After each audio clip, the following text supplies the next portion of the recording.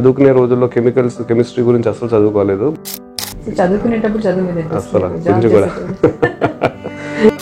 So నాకు అగ్రికల్చర్లో doctorate ఉంటుంది, but anything to do practical చదవట్లేదు. నేను డెఫినెట్గా శశికాంత్ వల్లెం లాగా అవుతాను కాబట్టి నేను చదువుకోను అని మాత్రం అనుకో.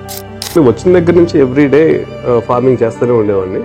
ఫార్మింగ్లో థియరిటికల్గా ఎక్సెల్లో పవర్ పాయింట్లో వేసి దాన్ని ఎంటర్ప్రైజ్ చేయాలనుకుంటే కష్టం. నా ట్రక్ డీజిల్కి సరిపోయేది కాదు, అందులోంచి వచ్చే డబ్బులు చూసేవాళ్ళందరికీ ఏంటికి జాబ్ లేదా, ఎందుకు జాబ్ పోయిందా, ఏం చేస్తున్నాడు అన్న ఫీలింగ్ ఉండేది. బట్ నాకు అది ఒక కాస్ట్ ఆఫ్ లెర్నింగ్. అది అంతా డీల్స్ సొసైటీ. అది దేనికన్నా ఒక డీల్ ఉండాలి. ఎక్స్పెక్టేషన్ పోయింది, కస్టమర్కి ఏం కావాలో అది ఇవ్వాలి. సో అక్కడి నుంచి ఒక బిజినెస్ ఆస్పెక్ట్లో చూడడం మొదలు పెట్టాను. అంత గ్రౌండ్ హెల్పర్స్ రాలేదంటే నేను పెద్ద హీరోని అయినా సరే ఏం చేయలేను అక్కడ. Thank you. Very nice selection of fruits అండి.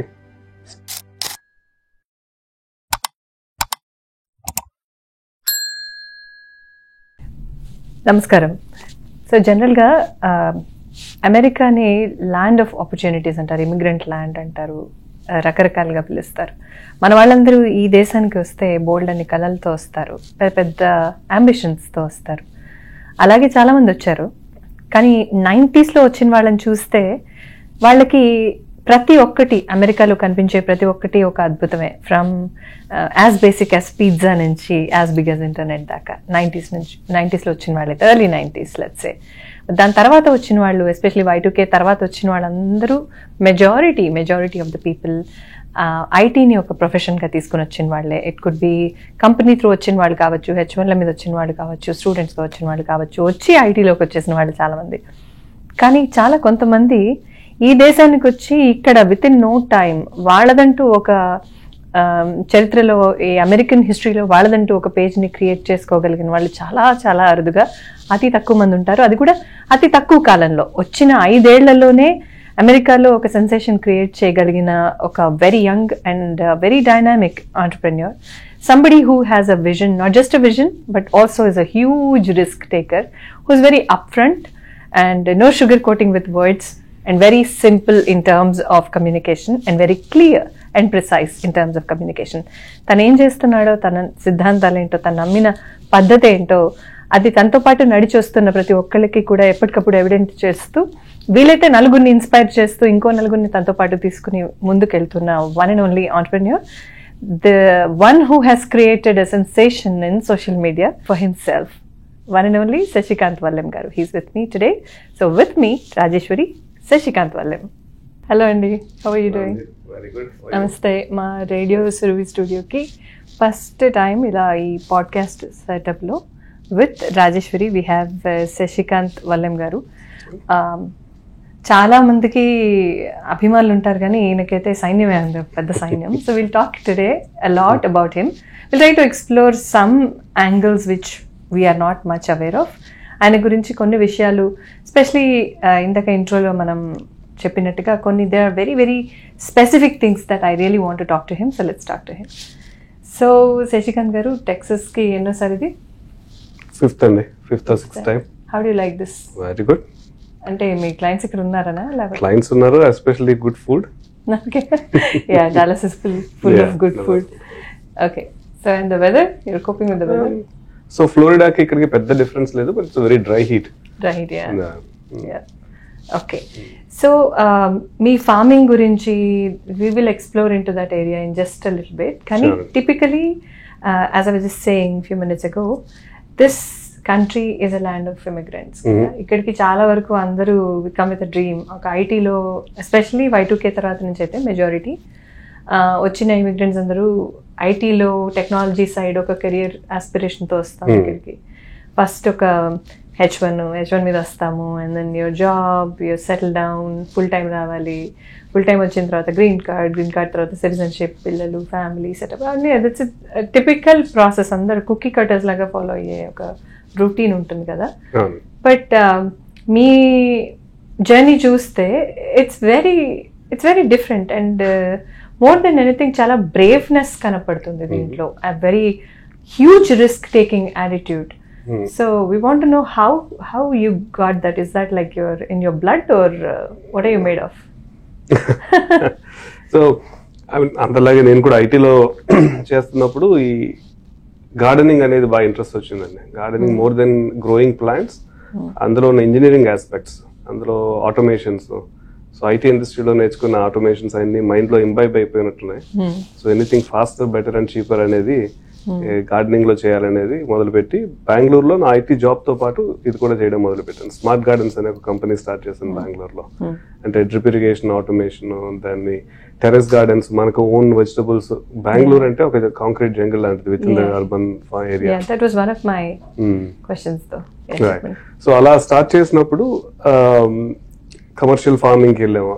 మైసూర్ దగ్గర ఒక ల్యాండ్ తీసుకుని అందులో కలర్ బెల్ పెప్పర్స్ గ్రో చేయడం మొదలు పెట్టాం. సో ఒక్కసారి దిగిన తర్వాత అందులో లాభాలు నష్టాలు వచ్చినా సరే ఒక వే ఆఫ్ లైఫ్ అయిపోయింది అది. సో పొద్దున్న లేచిన దగ్గర నుంచి ఎవరు పడుకునే వరకు అదే థాట్స్ ఉంటాయి అన్నమాట. అంటే అన్లైక్ ఎనీ అదర్ జాబ్స్, మీరు చేసే పనికి ఇంపాక్ట్ ఇమీడియట్ గా కనిపించేది ఇది. ఇదర్ గ్రో అవ్వడం కానీ, పొద్దున్న లేచేటప్పుడు ఒక ఎక్స్ట్రా లీవ్ రావడం, ఫ్లవర్ రావడం, అది ఫ్రూట్ అవ్వడం. సో అది సెన్స్ ఆఫ్ అచీవ్మెంట్ క్విక్ గా ఇస్తుంది. అందువల్ల గార్డెనర్స్ కానీ ఫార్మర్స్ కానీ ఉండే కిక్ అది. సో ఒక్కసారి ఆ కిక్ అలవాటు పడిపోతే బయటకు రావడం కష్టం, right? And thousands and lakhs of money burn అవుతుంటది. So at the same time అది రైట్ ఇన్వెస్ట్మెంట్ రైట్ గా ప్లాన్ చేయకపోతే బిగ్గెస్ట్ రిస్క్స్ కూడా ఉన్నాయి. Back to your question, risk అనేది జనరల్ గానే నాకు ఇష్టం అది. But at the same time longer term future కనిపించింది ఇందులో. Okay, more or like recession free business, right? అందరూ తినాలి, జనాభా పెరుగుతుంది, ల్యాండ్ పెరగట్లా, కల్టివేటబుల్ ల్యాండ్ పెరగట్లా, ఉన్న ల్యాండ్ లోనే పెరిగే జనాభాకి మనం ఫుడ్ ప్రొడ్యూస్ చేయాలి. So it's a business. అది ఎలా చేసి దాంట్లోంచి లాభాలు సంపాదిస్తామా అనేది $1 million క్వశ్చన్ అది. సో గ్యారంటీడ్ ఫార్ములా అంటూ ఏం లేదు. డిఫరెంట్ థింగ్స్ ట్రై చేయాలి. ఒక 100 ఫెయిల్యూర్స్ తర్వాత 101 జాక్ పాట్ హిట్ అవుతుంది. సో అప్పటి వరకు ట్రై చేయాలి. సో అది నా మోటివేషన్. No, but అంటే it's very very well said. I understood. Me thought process అర్థమవుతోంది. కానీ ఇందాక మీరు అన్నట్టుగా లాభాలు ఉంటాయి, నష్టాలు ఉంటాయి అని అన్నారు మీరు. మరి ఎంతవరకు లాభాలు కనిపించినాయి when you started the journey అనేది $1 million question. I'm sure most of the people that follow you have. Right. But my thinking is general ga business lo invest cheyali anukotamu lekapothe IT industry lo when you see so much money coming in, I will not say easily, but then relatively lesser risk and lesser worry in that. కానీ ఇది మీరు పొద్దున్న నిద్ర లేచినప్పటి నుంచి you'll have to be on your toes constantly. There is no break, there's no holiday, there's no weekend, there's no evenings, nights, ఏం ఉండవు కదా. But then there must be something that must have pushed you this far. This is like అంటే చిన్న undertaking కాదు కదా, it's big enterprise తయారు చేశారు మీరు. ఏదన్నా ఉందా anybody behind this, anybody that motivated you or anything that must have pushed? అంటే చిన్నప్పటి నుంచి నాకు అకాడమిక్ గా వెరీ పూర్ స్టూడెంట్ అండి. అంటే ఎగ్జామ్స్ లో కానీ అకాడమిక్స్ లో కానీ ఎక్స్ట్రీమ్లీ బ్యాక్ బెంచర్. ఎందుకంటే నాకు చదివేది అర్థమయ్యేది కాదు, బట్ అప్లై చేసేది అర్థమయ్యేది. సో ఈవెన్ ఇంక్లూడింగ్ జాబ్స్ లో కూడా నేను ఇవాళ చేసే పని ఎక్కడ ఇంపాక్ట్ అవుతుంది, దాని రిజల్ట్ ఏంటనేది ఇమీడియట్ గా కనిపించకపోతే నా ఇంట్రెస్ట్ తగ్గిపోతుంది అది. బట్ ఇది ఫార్మింగ్ లోకి వచ్చేటప్పటికి నేను ఇవాళ చేసే ఒక యాక్టివిటీ ఇమీడియట్ రిజల్ట్ కనిపిస్తుంది. సో అది ఒక మోటివేషన్ ఫ్యాక్టర్ అనిపిస్తుంది నాకైతే. So your result here is the growth. It's growth.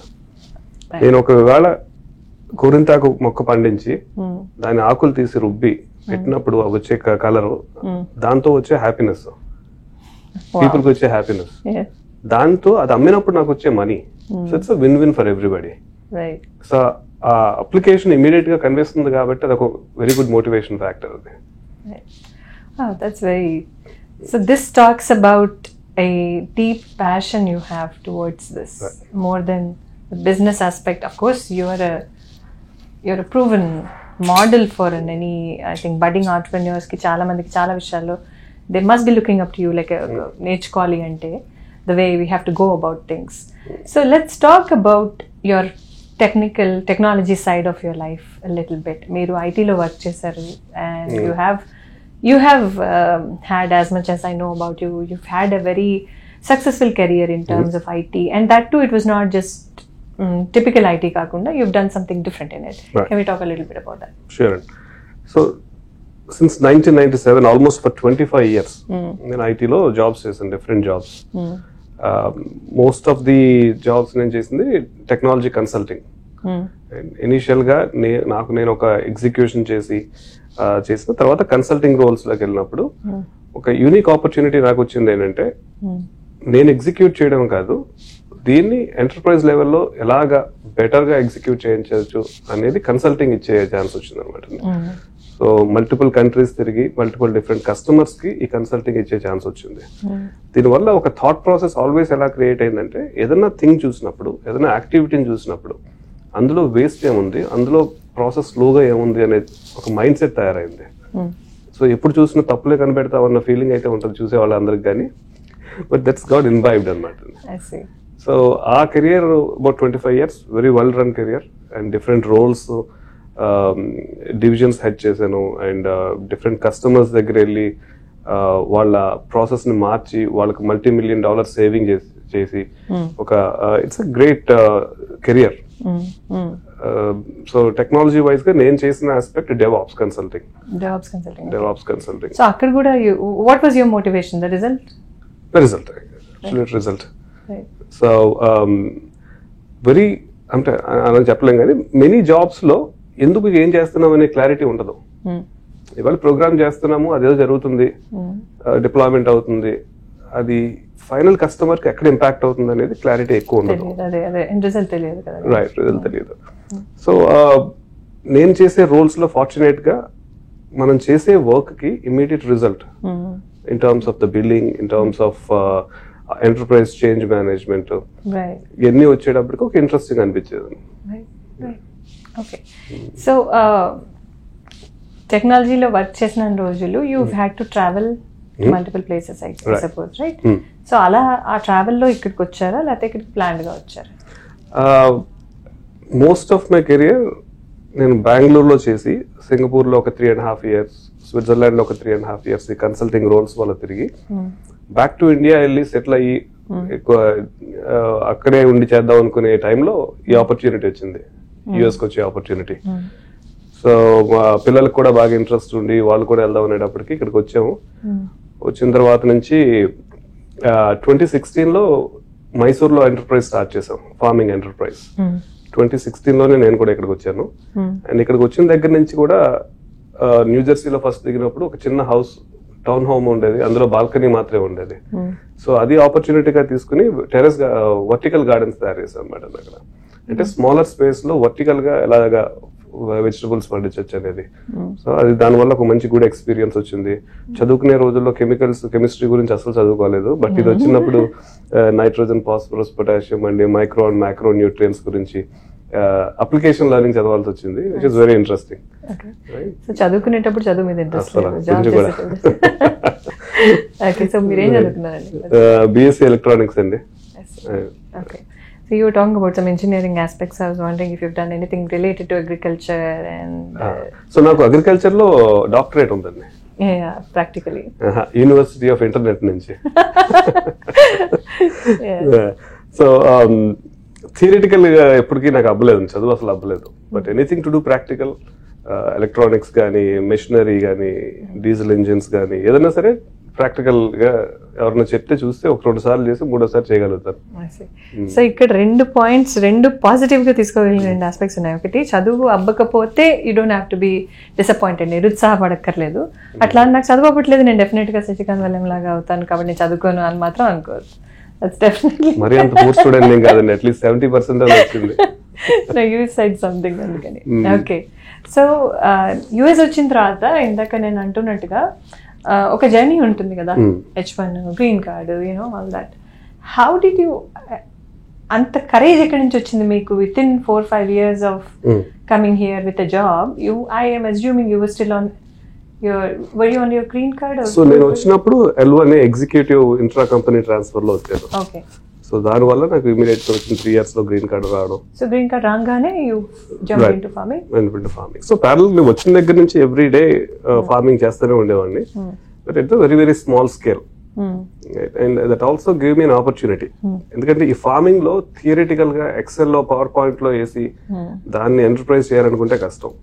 So 2017 లో నేను అట్లాంటా మూవ్ అయినప్పుడు ఫ్రెండ్స్ వాళ్ళ ఫార్మ్స్ లో కానీ లీజ్డ్ ఫార్మ్స్ లో ఫార్మ్ దున్నడం దగ్గర నుంచి దాని మీద వీడ్ బ్యారియర్ షీట్ వేయడం, దానికి హోల్స్ చేయడం, అందులో సీడ్లు పెట్టడం నుంచి హార్వెస్ట్ చేసి నా ట్రక్ లోనే తీసుకెళ్లి స్టోర్ లో ఇచ్చి అమ్మే వరకు ఎండ్ టు ఎండ్ సైకిల్ నేను చూసాను అనమాట. నా ట్రక్ డీజిల్ సరిపోయేది కాదు అందులోంచి వచ్చే డబ్బులు, బట్ అందులో ప్రాఫిట్ అండ్ లాస్ నేను చూడకుండా అది ఒక కాస్ట్ ఆఫ్ లెర్నింగ్ అనే ఐడియా తోటి దాన్ని చేశాను అనమాట. Almost couple of years 2 years చేసాము. అది చూసే వాళ్ళందరికీ ఏంటికి జాబ్ లేదా, ఎందుకు జాబ్ పోయిందా, ఏం చేస్తున్నాడు అన్న ఫీలింగ్ ఉండేది. బట్ నాకు అది ఒక కాస్ట్ ఆఫ్ లెర్నింగ్. అది ఎక్కడో యూనివర్సిటీలో డబ్బులు పెట్టి నేర్చుకునే కన్నా నాకు నేనుగా చేసి నేర్చుకోవాలనిపించింది. Very interesting the way you look at things, and I wish every entrepreneur want to be entrepreneur. They can see it that way. Let's talk about how you scaled this up to the next level. What were the thoughts that came to you? What motivated you again to go to the next level? So ఈ 2017 లో అట్లాంటాకి move అయినప్పుడు అక్కడ farming మొదలెట్టినప్పుడు one of the friend circle ద్వారా ఈ సువిధ అని ఒక Indian store వాళ్ళు కరెక్ట్ అయ్యి వాళ్ళు నాకు ఫస్ట్ ఆపర్చునిటీ ఇచ్చారు. నార్మల్ గా అందరి దగ్గర నుంచి ఒక లార్జ్ స్కేల్ లో డిస్ట్రిబ్యూషన్ కంపెనీస్ దగ్గర నుంచి కొనుక్కునే వాళ్ళు, okay as a local grow చేస్తున్నావు కాబట్టి మీ దగ్గర కొంటామని చెప్పి. ప్రైస్ పాయింట్ వర్క్ అయింది లేదనేది డిఫరెంట్ థింగ్. సో మన cost of production and cost of sale much higher than the revenue that we get.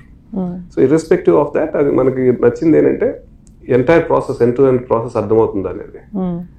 And ఒక సింపుల్ గోంగూర లెక్కేస్తేనే అక్రాస్ ద యుఎస్ ఉన్న అమౌంట్ ఆఫ్ ఇండియన్స్ లో గోంగూర మోస్ట్లీ ఆర్ 99% తెలుగు వాళ్ళే తింటారు. అండ్ గోంగూరలో ఉన్న డిఫరెంట్ వెరైటీస్ ఆఫ్ కుకింగ్ వల్ల డిమాండ్ అయితే ఉంది.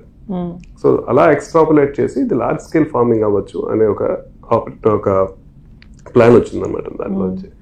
సో చేసే చిన్నది ఎక్స్ట్రాపులేట్ చేస్తే ఎలా ఉంటుంది అనేది ఒక ఐడియాతో మొదలుపెట్టి దాన్ని లార్జ్ స్కేల్ చేసినప్పుడు ఎలా ఉంటుంది అని ఒక లెక్క వేసుకుని దాంట్లో కంటిన్యూ అయ్యాను అందులో. సో స్కేల్ అప్ అక్కడి నుంచి ప్లాన్ చేశాను అన్నమాట. సో గోంగూరతో పాటు డిఫరెంట్ వెరైటీస్ ఆఫ్ వెజిటబుల్స్. అప్పట్లో ఒక బిగినింగ్ లో తెలియక చాలా అపోహలు ఉండేవి.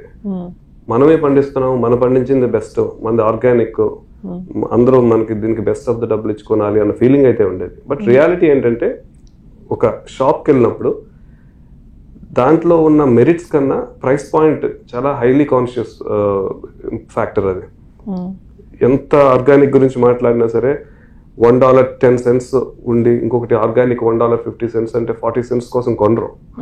Right at the same time vacation కోసం $6,000-7,000 పెట్టమంటే ఈజీగా పెట్టేస్తారు. ప్రైస్ కాన్షియస్నెస్ అనేది చాలా ఎక్స్ట్రీమ్లీ హై. వెరీ రేర్ గా premium customers not more than 10% కూడా ఉండరండి.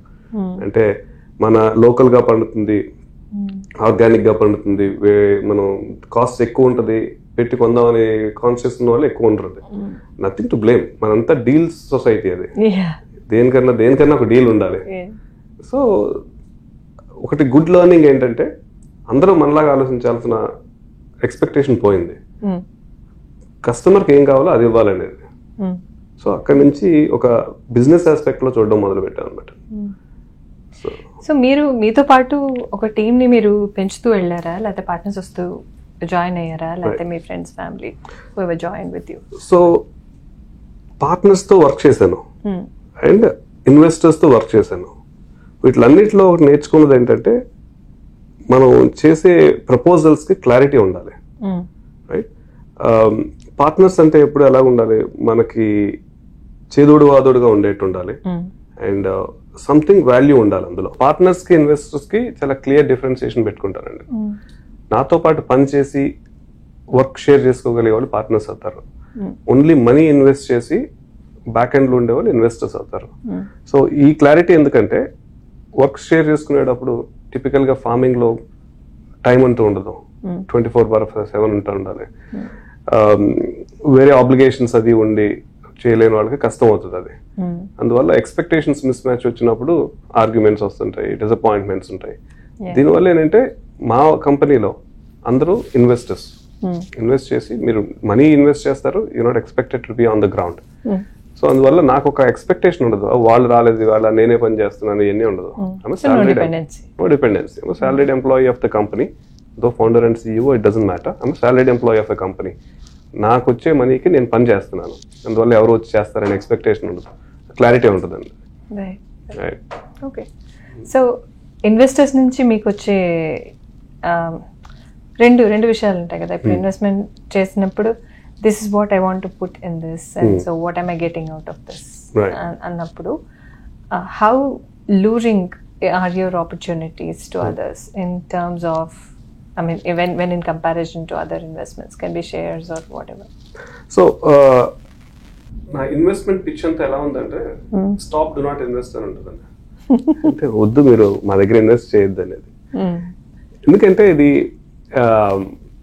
ఒక రోజీ పిక్చర్ చెప్పలేము ఇక్కడ. Like in any business, A business కూడా 100% గ్యారంటీడ్ సక్సెస్ఫుల్ అని ఎవరు చెప్పలేరు. చెప్తుంటే అది ఒక లై అనమాట. అంత గ్యారంటీడ్ సక్సెస్ ఉంటే ఇంట్రెస్ట్ కే డబ్బులు తీసుకుని అందులో మల్టిపుల్ టైమ్స్ ఆన్ చేసి ఇంట్రెస్ట్ తీర్చేయచ్చు కదా. సో ఈక్విటీ ఇవ్వాల్సిన అవసరం రైట్. సో సేమ్ మా బిజినెస్ లో కూడా అంతే. మా బిజినెస్ లో ఉన్న రిస్క్స్ అన్ని ముందు చెప్తుంటాం. ఎందుకంటే ఫార్మింగ్ అనేది extreme risky for natural calamities, many different reasons. ఇప్పుడు US లో ఉన్న లాస్ మారిపోయి మనకి ఆన్ ద గ్రౌండ్ హెల్పర్స్ రాలేదంటే నేను పెద్ద హీరోని అయినా సరే ఏం చేయలేను అక్కడ. రైట్, అలా అని కాదండి, బట్ ఏం చేయలేము అక్కడ. రైట్, చాలా డిపెండెన్సీస్ అందరి మీద ఉంటాయి. రైట్, ఏదన్నా వేరే కంట్రీస్ లో వార్ అయ్యి ఫ్యూయల్ ప్రైసెస్ పెరిగి, ఫర్టిలైజర్స్ ప్రైస్ పెరిగింది అనుకోండి, కాస్ట్ ఆఫ్ గూడ్స్ సోల్డ్ పెరిగిపోతుంది అక్కడ. సో దాని నుంచి రేట్స్ పెరిగిపోతాయి. సో ఏదన్నా మార్కెట్ డిప్ అయిందంటే చాలా డిపెండెన్సీస్. ఇన్ని రిస్క్లు అన్ని కూడా జనాలకు ముందు చెప్పేస్తాం అనమాట.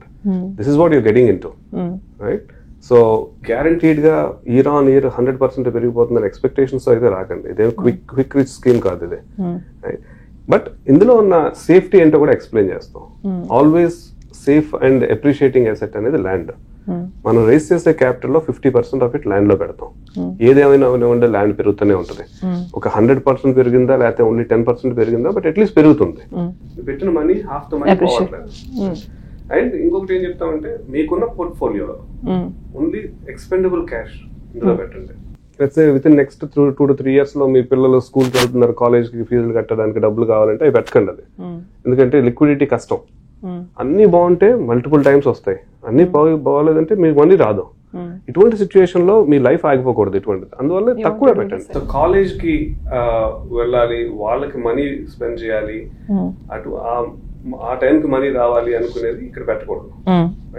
సో తక్కువ పెట్టండి. టిపికల్ గా మనం ఈవెన్ $10,000 నుంచి స్టార్ట్ అవ్వచ్చు, ఈవెన్ $1,000 నుంచి స్టార్ట్ అవ్వచ్చు. ఎంతైతే మనీ మనకి లిక్విడిటీ గా అక్కర్లేదు, ఒక 5 years వరకు అక్కర్లేదు అనుకున్నది మాత్రమే పెట్టమని చెప్తా అన్నమాట. సో అందరూ అడిగేది ఏంటంటే, ఇలా అది చెప్తే ఇన్వెస్ట్మెంట్ కి ఎవరు వస్తారు మీ దగ్గరికి? రైట్, సో ఈ ఫ్యాక్ట్స్ అన్ని తెలుసుకుని వచ్చిన వాళ్ళే చాలు మనకి. రైట్, అంటే ఒక రాంగ్ పిక్చర్ తోటి, రోజీ పిక్చర్ తోటి వచ్చి ఎక్స్పెక్టేషన్స్ మిస్ మ్యాచ్ అయ్యి, నేను అలా అనుకుని మీ దగ్గర ఇన్వెస్ట్ చేశాను, మా దగ్గర నుంచి రావట్లేదు అనుకుని ఆ ప్రెషర్ వద్దు. ఆల్వేస్ ఫార్మింగ్ లోనే ఎనఫ్ ప్రెషర్స్ ఉంటాయి, ఈ వెనకాల ప్రెషర్స్ చాలా కష్టం. సో అందువల్ల ఫ్యాక్ట్స్ తెలుసుకుని, రియాలిటీ ఆన్ ద గ్రౌండ్ తెలుసుకుని వచ్చిన వాళ్ళే ఇన్వెస్ట్మెంట్ కి వస్తారని అది నా నమ్మకం. సో శశికాంత్ గారు, can we talk about the cycle, full cycle of your business? Like ఎక్కడి నుంచి మొదలవుతుంది డిస్ట్రిబ్యూషన్ దాకా, చివరి దాకా? షూర్ అండి. సో గోంగూర ఎగ్జాంపుల్ చెప్పాను కదా. గోంగూర అనేది ఒక వెరీ ప్రైమరీ క్రాప్ మాకు. చూస్తే చాలా చిన్న ఒక మూల పడిండే గోంగూర. So very interesting business value proposition అనమాట అది. వెరీ ఇంపార్టెంట్ గా డిమాండ్ ఎక్కువ. రైట్, అలా అని చెప్పి ప్రతిరోజు గోంగూర తినలేరు.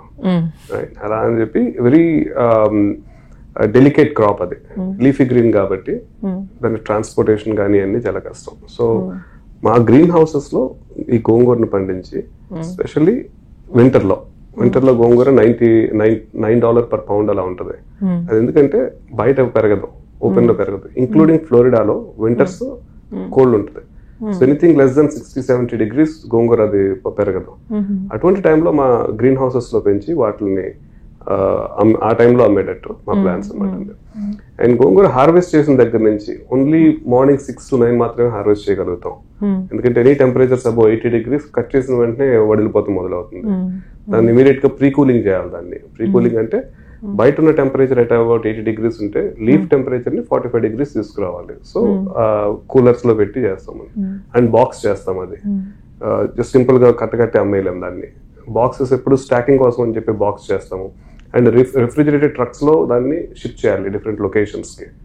అండ్ స్టోర్స్ కి వచ్చిన తర్వాత 1 floor మీద పెట్టిన తర్వాత అప్పుడు అమ్ముతాం అనమాట. సో ఎంటైర్ సైకిల్లో డిస్ట్రిబ్యూషన్ కంపెనీస్ ఉంటాయి. డిస్ట్రిబ్యూషన్ కంపెనీస్ కి మేము అమ్ముతాము, వాళ్ళు స్టోర్స్ కి డిస్ట్రిబ్యూట్ చేస్తారు. సో ఇక్కడున్న ఇష్యూస్ వల్ల distribution companies at the end of the day వాళ్ళు కూడా బిజినెస్, వాళ్ళని బ్లేమ్ చేయలేము. బట్ వాళ్ళకి ఎక్కడ తక్కువ డబ్బులకు వస్తే అక్కడ కొంటారు. సో కాంట్రాక్ట్స్ కానీ ఇటువంటిది ఏమీ ఉండదు అది. So which we are fine with that. ఆ వాలటిలిటీని అండర్స్టాండ్ చేసుకుని మేమే ఒక డిస్ట్రిబ్యూషన్ కంపెనీ మొదలు పెడుతున్నాం. సో యాజ్ అ ఫార్మర్ ఒక లూజింగ్ ఎండ్ లో ఉండకూడదు అనేది మా ఇంట్రెస్ట్ అన్నమాట. సో డిస్ట్రిబ్యూషన్ కంపెనీస్ దగ్గర వర్క్ చేసాము, అది అంతవరకుగా వర్క్ అవ్వలేదు మనకి. అంటే ప్రొడ్యూస్ బాగా ఎక్కువ ఉన్నప్పుడు తక్కువ ఉన్నప్పుడు మన దగ్గరికి ఎవరు రారు. వింటర్ లో ఎక్కడ దొరకనప్పుడు మన దగ్గరికి వస్తారు. కానీ మన ప్రొడక్షన్ సమ్మర్ లో ఆగలేదు. మన అబౌట్ 10 మందికి పేరోల్ రన్ చేస్తున్నప్పుడు వాటి కాస్ట్ కి మనం రికవర్ చేయాలంటే మనకు సమ్మర్ లో కూడా అమ్మగలగాలి. ఇంకా అందువల్ల ఈ సిచ్యువేషన్స్ చూసి ఫ్రస్ట్రేషన్ అని చెప్పలేం కానీ but thinking beyond what's normal అనేది ఆలోచించి మేమే డిస్ట్రిబ్యూషన్ మొదలు పెడుతున్నాం. ట్రకింగ్ కంపెనీస్ కి హైర్ చేసుకుని వాటి ద్వారా డిస్ట్రిబ్యూట్ చేసి, ఇంకా మా ఒక గోంగూరే కాదు పక్కన ఫార్మర్ లో ఉన్న డిఫరెంట్ వెజిటబుల్స్ అన్ని కొంటాము. డిఫరెంట్ కంట్రీస్ నుంచి ఇంపోర్ట్ చేస్తాము. డిస్ట్రిబ్యూషన్ కంపెనీ మొదలెట్టి మన ఇండియన్ స్టోర్స్ కి అండ్ రెస్టారెంట్స్ కూడా వెజిటబుల్స్ డిస్ట్రిబ్యూట్ చేసేటట్టు. సో ఫార్ ఉన్న డిస్ట్రిబ్యూషన్ కంపెనీస్ లో టెక్నాలజీ ఓరియంటెడ్ కంపెనీస్ ఎక్కడా లేవు. Very typical run the mill company. Commodity వస్తుంది, దాన్ని ట్రక్ లో వేసాము, దాన్ని పంపించాము.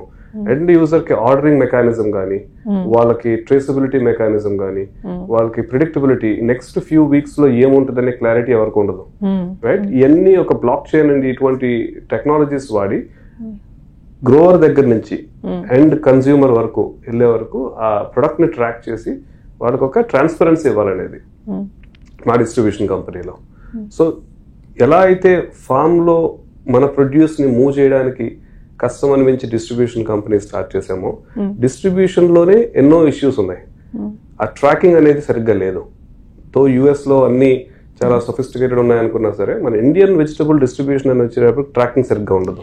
ఎందుకని? Is it because people who have been doing so far they used to probably some age old techniques and right processes, is that why? So చల్తా హై mentality బాగా ఎక్కువ.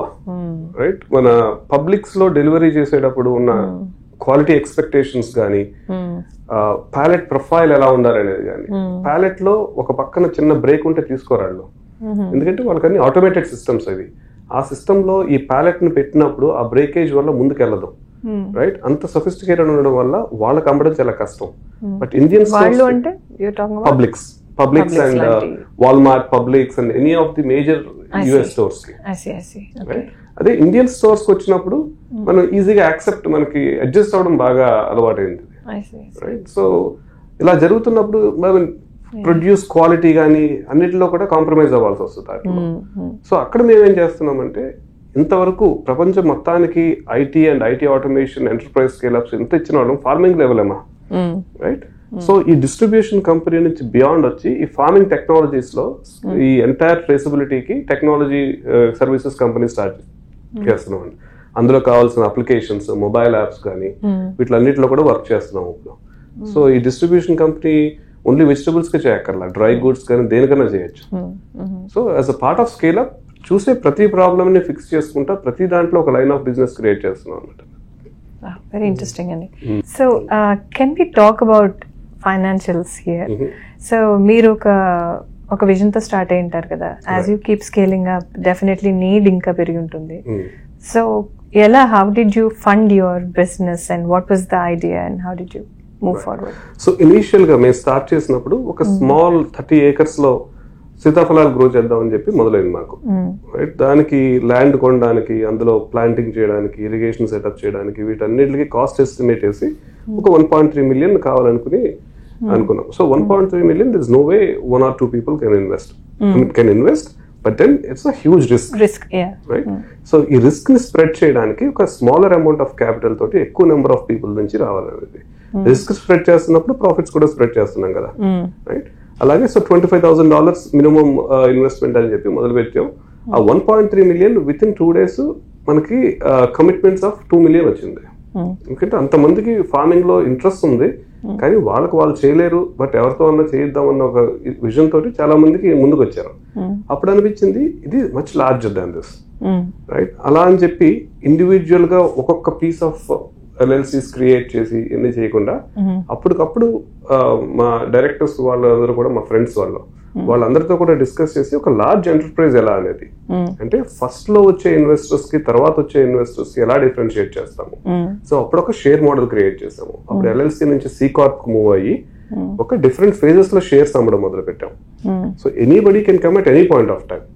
ఫస్ట్ వచ్చిన వాళ్ళకి ఇనిషియల్ అడ్వాంటేజ్ ఉంటుంది, నెక్స్ట్ వచ్చిన వాళ్ళకి ఫస్ట్ వాళ్ళకన్నా ప్రీమియం పే చేస్తారు, బట్ వాళ్ళ నెక్స్ట్ వచ్చిన వాళ్ళు ఇంకా ప్రీమియం పే చేస్తారు. సంథింగ్ లైక్ యాపిల్ షేర్స్ ఇవాళ 200 కొంటారు, అది 250 అవుతుంది, అలా డిఫరెంట్ గా ఉంటుంది కదా. సో సేమ్ మోడల్లో ఒక ఎంటర్ప్రైజ్ స్ట్రక్చర్ క్రియేట్ చేస్తాం. అండ్ ఇదంతా కూడా సెక్యూరిటీ సేల్ అంటాం. ఇది అంటే ఒక గూడ్స్ ని లెట్స్ సే గోంగూర కట్టాం మేము, $3 తీసుకున్నాము, there is no security in that. But when ఒక ప్రామిస్ చేస్తున్నప్పుడు ఆ ప్రామిస్ ని కోసం మీరు ఒకళ్ళు ఇన్వెస్ట్ చేస్తున్నప్పుడు దాన్ని సెక్యూరిటీ సేల్ అంటారు. దీన్ని SEC రెగ్యులేట్ చేస్తారు. SEC అంటే సెక్యూరిటీ ఎక్స్చేంజ్ కమిషన్. మన ఇండియాలో సెబీ టైప్ లో ఇక్కడ SEC అంటాము. ఇవన్నీ వెరీ ఇంపార్టెంట్ టర్మ్స్ అనమాట. ఇది చేయకుండా సింపుల్ గా క్యాపిటల్ రైజ్ చేసేస్తే ఇట్స్ ఒక బిగ్గెస్ట్ ఇష్యూ. అది SEC నుంచి కేసు ఫైల్ చేస్తారు, జైల్ టర్మ్స్ ఉంటుంది, అన్ని ఉంటుంది, రైట్? అందువల్ల క్యాపిటల్ రైజ్ చేసే ప్రతి ఒక్కళ్ళు SEC అటార్నీని పెట్టుకుని ఒక ప్రాపర్ ఫార్మల్ ఛానల్లో వెళ్ళాలి. సింపుల్ ఆపరేటింగ్ అగ్రిమెంట్స్ చేసుకుని తెలియని వాళ్ళ దగ్గర మనీ తీసుకుని ఇన్వెస్ట్మెంట్స్ తీసుకుని వాటితో బిజినెస్ చేస్తే ఎనీ టైమ్ ఇష్యూస్ అవుతాయి. సో మనం చేసే SEC క్యాపిటల్ రైజ్ లో ఇప్పుడు మనం రెగ్యులేటరీ క్రౌడ్ ఫండింగ్ చేస్తున్నాము. అంటే ఓపెన్ సొలిసిటేషన్ ఇస్ అలౌడ్. అంటే ఇలాగా ఎయిర్ లో నేను చెప్పొచ్చు, మా దగ్గరకు వచ్చి ఇన్వెస్ట్ చేయండి, రైట్ అనేది చెప్పొచ్చు అనమాట. మెనీ అదర్ క్యాపిటల్ రైజ్ లో regulation D 506B and 506C and multiple types ఉన్నాయి. వాటిల్లో ఓన్లీ అక్రెడిటెడ్ ఇన్వెస్టర్స్ మాత్రమే రైజ్ చేయాలి. Open solicitation is not allowed, right? ఇటువంటి టర్మ్స్ అన్నిటికి ఎవరి కాళ్ళకి తెలియదు మనకి ఫస్ట్ స్టార్ట్ చేసేటప్పుడు. ఒక బిజినెస్ మీద ఫోకస్ ఉంటుంది, బట్ ఇట్లన్నిటికి కూడా మీరు అటార్నీస్ ఉంటారు, వాళ్ళని హైర్ చేసుకుని ఒక కంప్లీట్ పర్ఫెక్ట్ ఆర్గనైజేషన్ స్ట్రక్చర్ చేసుకుని చేసుకోవచ్చు. సో ఆ జర్నీలో మేము ఇప్పుడు multiple different types of capital raise చేస్తున్నాము. ఇప్పుడు మా vfunded.comకి వెళ్ళి VVF Actec అంటే మా దాంట్లో $1,000 తో మీరు ఇన్వెస్ట్ చేయొచ్చు ఎవరైనా సరే, right? Based on the status, accreditation status తోటి ఎంత అమౌంట్ చేయాలనేది వాళ్ళు రెగ్యులేట్ చేస్తారు. అది so I understand that this is all about your business, but do you also support other entrepreneurs, other up and coming businesses in terms of advisory? Absolutely. So నాకున్నదంటే నా నేర్చుకున్నది ఎవరికైనా చెప్పాలన్న తపన చాలా ఎక్కువ ఉంటుంది. సో ఎనీబడి మనందరికీ ఏంటంటే ఏదో చేయాలని ఉంటుంది, కానీ ఎలా చేయాలనేది తెలియదు. అందరూ అన్ని స్కిల్స్ ఉండకపోవచ్చు. ఒక షెఫ్ ఉంది, వాళ్ళకి కుకింగ్ అనేది బాగా ఇంట్రెస్ట్ ఉంది, బట్ ఇవాళ నేషనల్ లెవెల్లో ఒక చైన్ ఆఫ్ రెస్టారెంట్స్ చేయాలంటే ఎలా చేయాలో తెలియదు. సో క్యాపిటల్ రైజ్ చేయడం తెలియదు, బట్ వాళ్ళ ఫోకస్ అంతా కుకింగ్. సో అటువంటిది ఉన్నప్పుడు వాళ్ళకి సపోర్ట్ చేసి ఎంటర్ప్రైజ్ స్ట్రక్చర్ క్రియేట్ చేసి క్యాపిటల్ రైజ్ చేయించి దాన్ని స్కేల్ అప్ ఎలా చేయాలనేది, అది కూడా I'm happy to advise people. Nice. Okay, so I know that lot of students మీ దగ్గరికి వస్తూ ఉంటారు కదా, అగ్రికల్చర్ సైడ్ చదువుకునే వాళ్ళు, లేకపోతే ఇంట్రెస్ట్ ఉన్న వాళ్ళు అలాగా, and some young people who are interested అలాగా. How do you support them, how do you encourage them? Recent గా వస్తున్న ఇన్స్టాగ్రామ్ విజిబిలిటీ వల్ల చాలా మంది స్టూడెంట్స్ కాంటాక్ట్ అయ్యారు, రైట్? అందులో ఒక స్పెసిఫిక్ గా నాకేంటంటే ఇండియా నుంచి వచ్చే వాళ్ళు అందరూ ఐటీగా వస్తారన్న ఫీలింగ్ ఉండేది నాకు. ఫార్మింగ్ అంటే MS అగ్రి కోసం వస్తారనేది ఒక ఐడియా కూడా లేదు. అటువంటి టైంలో నాకు ఫోన్ చేసి ఇలా కూడా పాసిబిలిటీ ఉంది సార్, మాకు ఇలా వచ్చాము, ఆపర్చునిటీస్ ఉన్నాయని అడిగినప్పుడు వాళ్ళతోనే మాట్లాడి ఒక సొల్యూషన్ వచ్చింది మాకు. ఏంటంటే OPT అయిపోయిన తర్వాత, OPT పీరియడ్ లో వాళ్ళకి కాలేజ్ అయిపోయిన తర్వాత ఫార్మల్ గా ఒక ఫార్మింగ్ కంపెనీలో వర్క్ చేయొచ్చు వాళ్ళు OPTకి. And then as a farming company మేము వాళ్ళకి H1 అప్లై చేయొచ్చు. అప్లై చేసి like any IT same process run చేయొచ్చు అనమాట. అది నాకు ఇంతవరకు తెలియలేదు. సో వాళ్ళు వచ్చి చెప్పిన అతనే హైర్ చేసుకున్నాను ఆల్రెడీ, ఇప్పుడు అతను నా దగ్గర పనిచేస్తున్నాడు. రైట్, అలా అని చెప్పి నా దగ్గర హండ్రెడ్స్ ఆఫ్ స్టూడెంట్స్ ప్లేస్ ఉంటుంది అంటే లేదు, ఇవాళకి ఉండదు. బట్ కంపెనీ స్కేల్ అప్ అయ్యి లార్జ్ స్కేల్ వెళ్ళినప్పుడు డెఫినెట్ గా ఉంటుంది. సో మన ఇండియన్స్ ది స్టూడెంట్ వల్ల కంపెనీకి వచ్చే అడ్వాంటేజ్ ఏంటంటే very sharp mind and critical thinking and maybe local help type లో ఒక 8 hours ఎండలో పనిచేసే నేచర్ ఉండకపోవచ్చు. Right, but then a sharpness in mind, a smartness is what we are and looking also forward the to. affinity towards our own vegetables. Exactly. Sentiment, emotion ఉంటుంది కదా వాటితో. Right. So మా దగ్గరికి వచ్చే వాళ్ళు అందరూ ఎయిదర్ ఇన్వెస్టర్స్ ఆర్ వాలంటరీగా పనిచేయడానికి ఆర్ మా దగ్గరికి పనిచేసే వాళ్ళందరికీ మోర్ దెన్ బుర్ర పెట్టి ఆలోచించే కన్నా హార్ట్ తో ఆలోచించి వచ్చేవాళ్ళు ఎక్కువ. రైట్, సో అందువల్ల కనెక్టివిటీ అఫినిటీ బాగా ఎక్కువ ఉంటుంది మాకు. సో మీరు నాట్ జస్ట్ వల్లెంవారి ఫార్మ్స్ అంటే ఓన్లీ గోంగూర ఇదే కాదు కదా, you have other things that you do. So మీ వివిఎఫ్ భూమి అలాంటివి మల్టిపుల్ థింగ్స్ ఉన్నాయి కదా. Can we talk about your businesses? So farming అనగానే ఫస్ట్ థింగ్ వచ్చేది లాస్. రైట్, మైండ్ లోకి వచ్చేది అదే లాస్ అనమాట. ఎవరిని అడిగినా సరే ఇక్కడ ఇండియాలో అంతమంది లాసులు ఉన్న ఫార్మింగ్ లోకి నువ్వు ఎందుకు వెళ్తావు అనేది, ఇంక్లూడింగ్ పేరెంట్స్ దగ్గర నుంచి అందరికీ అదొక భయం. ఇదేదో పిచ్చి కోసం వెళ్ళి ఎందులోనే దిగుతున్నాడు, ఉన్న ఉద్యోగాలు వదులుకుని దాని తర్వాత ఏమొద్దా అని ఒక భయం. Right, which is true in many ways but not true to. Okay, farming అంటే గోంగూర పండించడం మొత్తమే కాదు, ఒకటే కాదు. రైట్, అందువల్ల నేను ఎప్పుడు ఫార్మింగ్ కానీ అగ్రికల్చర్ అని, ఇదంతా అగ్రి బిజినెస్, వేరే అగ్రిప్రొనర్స్. రైట్, అంటే ఫార్మింగ్ అంటే ఉన్నే ఎప్పుడు చూసినా దున్ని అందులో సీడ్ వేయడమే కాదు, ఎక్కడికి వెళ్తుంది, ఎలా వెళ్తుంది, వాల్యూ యాడెడ్ ప్రొడక్ట్ ఎలా చేయాలి. అందువల్ల మేము క్రియేట్ చేసింది ఏంటంటే మల్టిపుల్ లైన్స్ ఆఫ్ బిజినెస్ చేసాం. ఫస్ట్ ఈ బిజినెస్ లో మా most promising thing land acquisition. Land is always appreciating. అది అప్రిషియేట్ అవుతున్నప్పుడు ఇందులో ఫార్మింగ్ చేస్తున్నాం. చేసేటప్పుడు కామన్ గా దొరికే టొమాటో చేయం మేము, ఎక్కడ దొరకని గోంగూర చేస్తాం. రైట్, అండ్ వింటర్ లో దొరకని గోంగూరని అప్పుడు పండిస్తాం మేము. రైట్, అండ్ చిక్కుళ్ళు మనకు ఫ్లాట్ వ్యాలర్ అవి ఇది ఉంటుంది, కానీ మనకు కావాల్సిన కనుపు చిక్కుడు ఉండదు. రైట్, మన తోటకూర ఉండదు. రైట్, ఇటువంటి మనకు కావాల్సిన స్పెషాలిటీ వెజిటబుల్స్ ఇవన్నీ ఎందుకు లేవు? రైట్, ఇవన్నీ ఎందుకు ఉంటుంది అంటే ఒక కమోడిటీ టైప్ లో లార్జ్ స్కేల్ లో ప్రొడ్యూస్ చేసే కంపెనీలు లేవు కాబట్టి. రైట్, సో ఆ గ్యాప్ ని ఐడెంటిఫై చేసి ఏ ప్రొడక్ట్ పండించాలనేది మేము కేర్ఫుల్ గా అనలైజ్ చేస్తాం. దాంతో పాటు ఫార్మ్ లో ఇన్వెస్ట్ చేయాలి, ఫార్మింగ్ రియల్ ఎస్టేట్ లో అప్రిషియేటింగ్ లో మనం ఉండాలి అనే ఐడియా ఉన్న వాళ్ళందరికీ ఫ్రాక్షనల్ యూనిట్ ఆఫ్ ల్యాండ్స్ అమ్ముతాం అనమాట. అంటే ఒక 100 acres ఉంది, 100 acres at $1 million ఉంది. మీ దగ్గర ఉన్న 25,000 తోటి ఆ 100 acres లో ఎలా పార్టిసిపేట్ చేయొచ్చు అనేది. అంటే మీకు నెంబర్ ఆఫ్ ఫ్రెండ్స్ ని గ్యాదర్ చేసుకుని అందరి మనీ తీసుకుని ఒక ల్యాండ్ కొని దాన్ని హోల్డ్ చేసి తర్వాత అమ్మేది, సింపుల్ రియల్ ఎస్టేట్ అప్రిషియేషన్ కోసం. బట్ ఈ అందరి ఫ్రెండ్స్ లో ఎవరు ముందుండి ఒక సాటర్డే వెళ్ళి చూస్తారో, ఎవరైనా ఓనర్ పిలిచినప్పుడు వెడ్నెస్డే మీటింగ్ ఉన్నప్పుడు వెళ్ళలేరు కదా. రైట్, పిల్లల్ని స్కూల్ కి తీసుకెళ్లాల్సిన టైంలో వెళ్ళలేరు, స్విమ్మింగ్ తీసుకెళ్లాల్సిన టైంలో వెళ్ళారు. ఇందువల్ల ఇది మొత్తానికి ఒక ప్లాట్ఫామ్ క్రియేట్ చేశాము.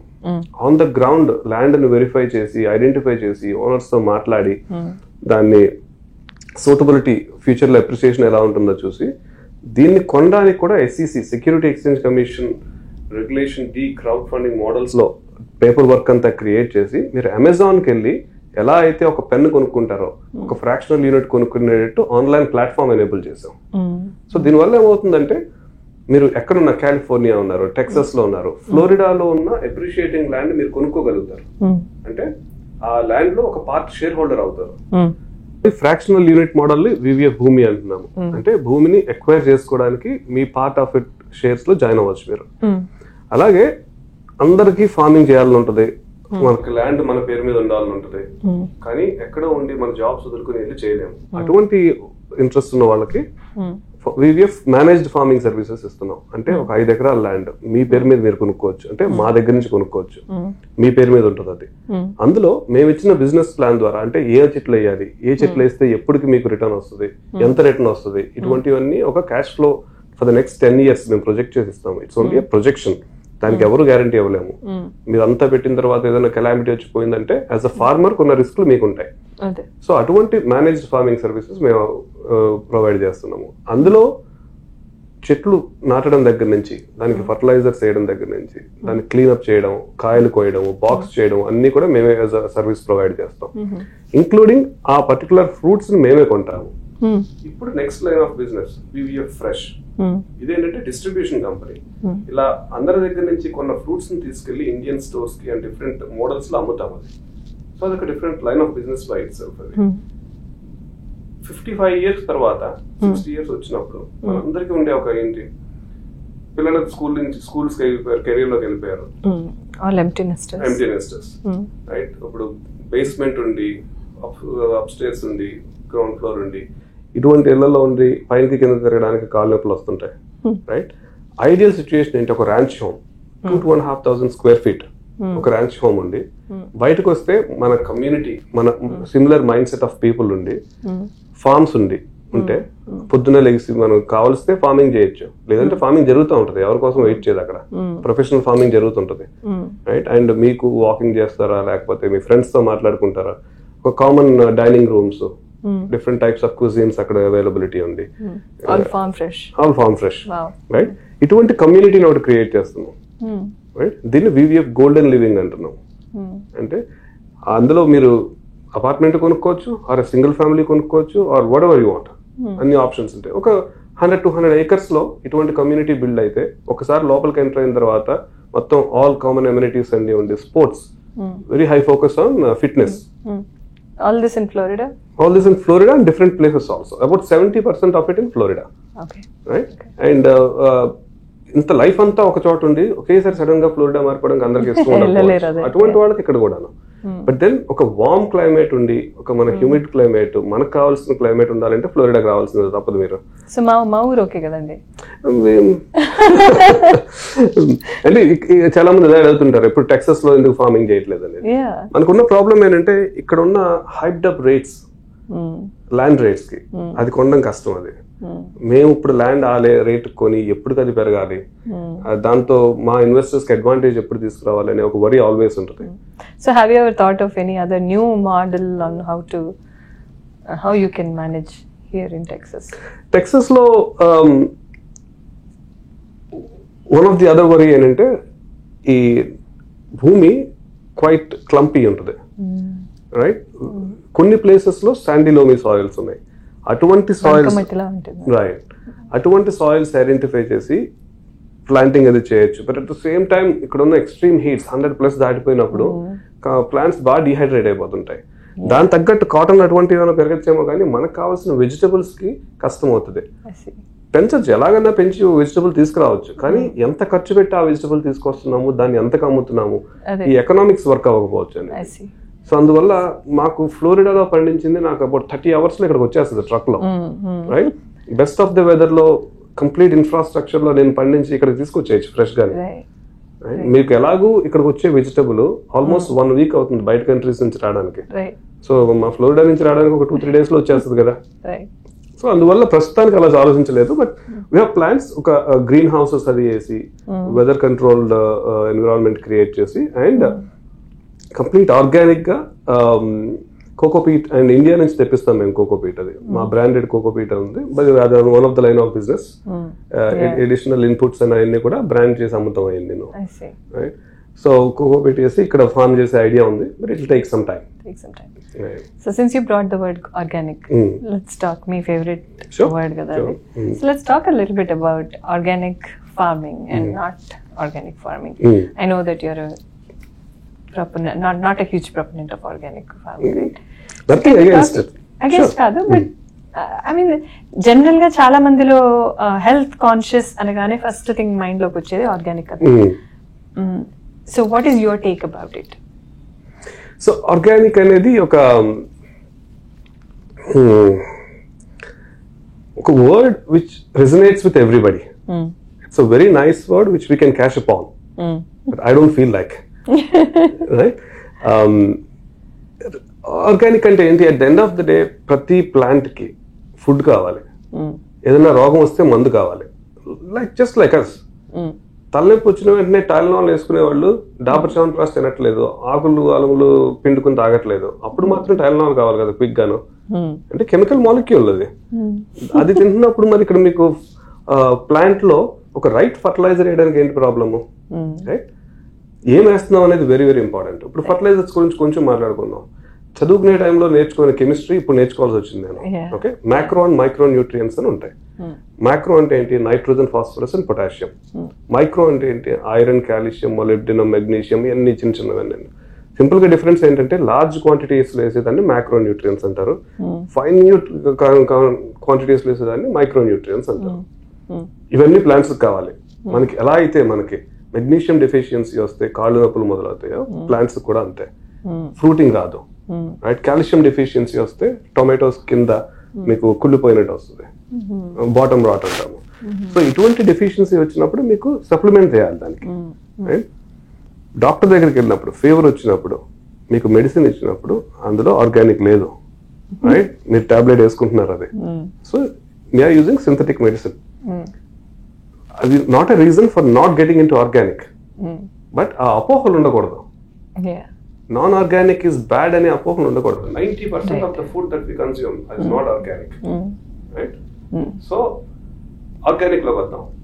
ఆర్గానిక్ లో కూడా సేమ్ నైట్రోజన్ కావాలి, బట్ ఎక్కడి నుంచి వస్తుంది అనేది. ప్లాంట్ ని కాంపోస్ట్ చేసి ఆ కాంపోస్ట్ లోంచి వచ్చే నైట్రోజన్ తీసుకుని దాన్ని ప్లాంట్ కి ఇవ్వడం వల్ల దానికి ప్లాంట్ పెరుగుతుంది. ఇప్పుడు ఆవు పేడ నుంచి దాన్ని కాంపోస్ట్ చేసి అక్కడి నుంచి వచ్చే న్యాచురల్ న్యూట్రియన్స్ నుంచి వచ్చేది నైట్రోజన్ వస్తుంది. ఎలా చేసినా సరే నైట్రోజన్ కావాలి. ఏ బేస్ నుంచి వస్తుంది అనేది వెరీ ఇంపార్టెంట్. సో మేము ఏం చేస్తున్నాం అంటే యాజ్ ఇట్ ఈస్ మా బిజినెస్ రన్ అవుతుంది ఇప్పుడు. సింథటిక్ ఫర్టిలైజర్స్ మేము వాడేది, బట్ USDA లేబుల్స్ ప్రకారం ఏ పర్టికులర్ ప్లాంట్ కి ఏది వేయాలి, ఎంత మోతాదులో వేయాలి అనేది. అందరికీ ఒక భయం ఏంటంటే కెమికల్ లేస్డ్ ఫుడ్ తింటున్నాం అనేది. US లో పండించే ఫుడ్ వెరీ హైలీ రెగ్యులేటెడ్.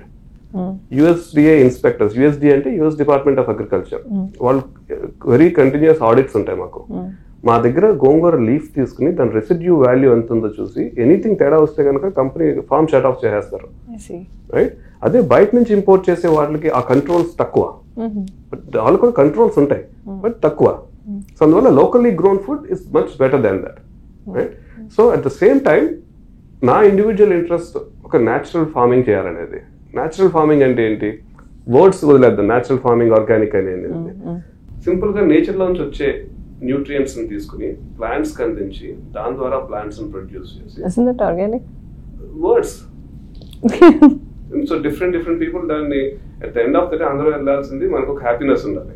ఎలా వెళ్తాం అనేది అంటే I think that main reason, sorry to cut your flow, but the main reason why people look for organic, for example ఇప్పుడు పిల్లలు కొంచెం పెరుగుతున్న ఏజ్ నుంచి ఎస్పెషలీ డాక్టర్స్ చాలా హైలీ రికమెండ్ చేస్తారు, don't go for regular milk, organic milk వెళ్ళండి.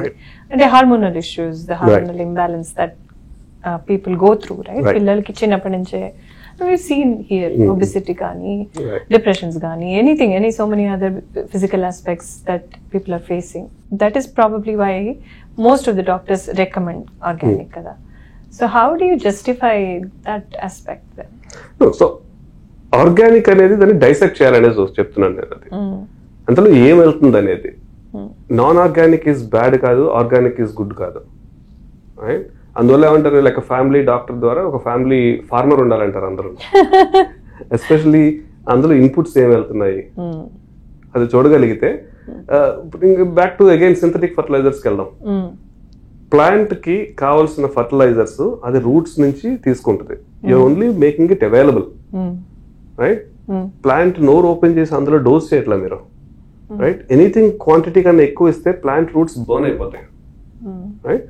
So synthetic fertilisers వల్ల biggest disadvantage ఏంటంటే మోతాదుకు మించి అప్లై చేస్తే ప్లాంట్ కి తీసుకుంటుంది, బట్ మిగతాదంతా వాటర్ లోకి లీచ్ అవుతుంది, భూమిలోకి వెళ్ళి వాటర్ టేబుల్ లోకి వెళ్ళి అక్కడి నుంచి మన వాటర్ టేబుల్ కంటామినేట్ అవుతుంది. అది ఎరాడికేట్ చేయాలి అందరూ. సో మేము చేసే హైడ్రోపోనిక్స్ లో వెరీ ప్రిసైజ్ గా, మా ప్రిసిషన్ ఫార్మింగ్ అంటాము, ఎంత కావాలో అంతే ఇస్తాం వాటికి. దానివల్ల ప్లాంట్ కోర్ లో స్ట్రెంగ్త్ అవుతుంది. ఈవేళ మన ఆరోగ్యం గట్టిగా ఉందంటే కనుక అందరికి జ్వరాలు వస్తున్నప్పుడు మనకు రావు. ప్లాంట్ కూడా రైట్ న్యూట్రియన్స్ రైట్ టైంలో ఇచ్చామంటే త్రిప్స్ అటాక్ వచ్చినప్పుడు ప్లాంట్ హ్యాండిల్ చేయగలుగుతుంది. వచ్చిన తర్వాత కెమికల్స్ కొట్టి దాన్ని ఎరాడికేట్ చేసే బదులు ముందే దానికి రాకుండానే చూడగలుగుతాం కదా. సో అందువల్ల ప్రిసిషన్ ఫార్మింగ్ అనేది ఇప్పుడు హైడ్రోపానిక్ ఫార్మింగ్ అని డిఫరెంట్ టైప్స్ ఆఫ్ ఫార్మింగ్ వస్తుంది. ఎన్ని న్యాచురల్ ఫార్మింగ్ కాదు, but then very effective farming అది. So words organic, natural farming, hydroponic farming, precision farming, process is important, very important, right. Shashikant garu, let's talk a little bit about home gardening. చాలా మందికి interest ఉంటుంది కదా. మా ఊర్లో అయితే మీకు చిన్న చూపు ఉంది టెక్సస్ అంటే, కానీ మా దగ్గర చాలా మంది gardeners but lot of gardeners మా ఊర్లో పెద్ద పెద్ద వెనకాల తోటలే పెంచుతున్న వాళ్ళు ఉన్నారు. So let's talk a bit about home gardening. What you have to say? Okay, before anything, most of our revenues are from Texas. Okay, మేము వెజిటబుల్ గార్డెన్ సీడ్స్ అమ్ముతాం, వెజిటబుల్ మొక్కలు అమ్ముతాము, సీడ్లింగ్స్ అమ్ముతాము, అండ్ ఫుల్లీ గ్రోన్ ఆర్నమెంటల్స్ అమ్ముతాము. వీటన్నిటికి major customer basis Texas. So I love Texas. Okay, నొక్కి ఒక్కానిస్తున్నాను. So he loves Texas. Okay okay, so home garden కి వచ్చేటప్పటికి నా ఎంటైర్ జర్నీ కూడా హోమ్ గార్డెనింగ్ నుంచి స్టార్ట్ అయింది. మీ టెర్రస్ గార్డెన్ ఇందాక బిగినింగ్ లో మాట్లాడారు. Right, and it's going to be very big in terms of the line of business, market penetration gaani, it's extremely big market ఇది. హోమ్ గార్డెనింగ్ లో మా సైడ్ నుంచి ఉన్న ఆఫరింగ్స్ ఏంటంటే seeds, very high quality seeds, hybrid seeds. One of the point మనం discuss చేయాల్సింది GMO versus hybrid versus open pollination. అదొద్దాం దానికి. ఈ సీడ్స్ ని మేము ఇండియా నుంచి USDA పర్మిట్స్ ద్వారా తీసుకొచ్చి అమ్ముతాం ఇక్కడ. ఎవరికి వాళ్ళు సీడ్స్ కొనుక్కుని సీడ్స్ స్టార్ట్ చేసుకోవచ్చు. అనదర్ బిజినెస్ మాది ఏంటంటే సీడ్లింగ్స్, అంటే సీడ్ నుంచి దాన్ని గ్రో చేసి రెడీ టు ప్లాంట్. అంటే 90% ఆఫ్ ద పీపుల్ ఫెయిల్ అవుతుంటారు ఇటువంటి చేయడానికి కోసం. వాటికి వాళ్ళు కూడా ఎడ్యుకేట్ చేస్తుంటారు ఎలా సీడ్స్ గ్రో చేయాలనేది. అట్ ద సేమ్ టైం మేము గ్రో చేసిన సీడ్స్ అమ్ముతాం. మేము గ్రో చేసిన seeds almost like 8 weeks very controlled environment లో గ్రో చేసి మీ ఇంటికి వచ్చి మీరు పెట్టినప్పుడు with in next few weeks లో మీకు ప్రొడక్షన్ వచ్చేట్టుంటది. ఈవెన్ టెక్సస్ లో చూస్తే కోల్డ్ ఉంటది. జనవరిలో సీడ్స్ మీరు సేవ్ చేయలేరు. మేము గ్రీన్ హౌస్ లో చేస్తాం. చేసి మీరు రైట్ టైం, ఏప్రిల్ టైం కి మీరు గ్రో సో చేసే టైం కి మీకు ఇక్కడికి వచ్చి అమ్ముతాం. అలాంటప్పుడు మీకు బోలంత టైం సేవ్ అయింది. రైట్, మీరు పెట్టే cost of the seedling compare to me effort కి చాలా తక్కువ అది. రిజల్ట్. సో మా ఇన్వెస్టర్స్ కి మేము ఎర్న్ చేసేది అందులోంచి వచ్చే money. It's a very substantial revenue and profitability for us, which we're going to focus. We're going to make it as $1 million line of business just for selling seedlings. Wow. Right? So అది చేసి మీకు వచ్చే advantage ఏంటి? ఎన్నో months కష్టపడి ఎప్పటికో వచ్చే fruits ని విత్ ఇన్ వీక్స్ లో వస్తాయి మీకు. Right, and the fun of growing and less cost of growing, optimised cost. So it's win win. Right, so home gardening లో మాకున్న సర్వీసెస్ లో అదొకటి. అండ్ మేము కోకోపీట్ అమ్ముతాం. కోకోపీట్ అంటే అదొక బ్లాక్. ఇక్కడ ఉన్న మీ వెరీ హార్డ్ సాయిల్ లో ఈ కోకోపీట్ ని మిక్స్ చేసినప్పుడు మాయిశ్చర్ హోల్డింగ్ కెపాసిటీ పెరుగుతుంది అండ్ డ్రైనింగ్ కెపాసిటీ కూడా పెరుగుతుంది. ఎప్పుడు కూడా రూట్స్ కి ఈజీగా పెనిట్రేట్ అవ్వగలిగేది ఉంటే కనుక ప్లాంట్ చాలా స్ట్రాంగ్ గా పెరుగుతుంది. అండ్ మాయిశ్చర్ హోల్డ్ చేయగలిగితే కనుక ప్లాంట్ కి కావాల్సిన న్యూట్రియంట్స్ మాయిశ్చర్ ద్వారా వస్తుంటాయి అన్నమాట. సో ఈ మా ప్రొడక్ట్ వెరీ ఇంపార్టెంట్ అది. సో ఇటువంటివన్నీ మేము ఆన్లైన్ లో అమ్ముతాము అండ్ లోకల్ స్టోర్స్ లో పెట్టి అమ్ముతాము. అండ్ హోమ్ గార్డెనింగ్ లో again one of the very important tip for Texas are Dallas people ఏంటంటే స్కాచింగ్ హీట్ ఇది. ఎస్పెషలీ 11 to 3 ఉండే హీట్ చాలా ఎక్కువ, ప్లాంట్స్ కి తట్టుకోలేవు అయ్యి.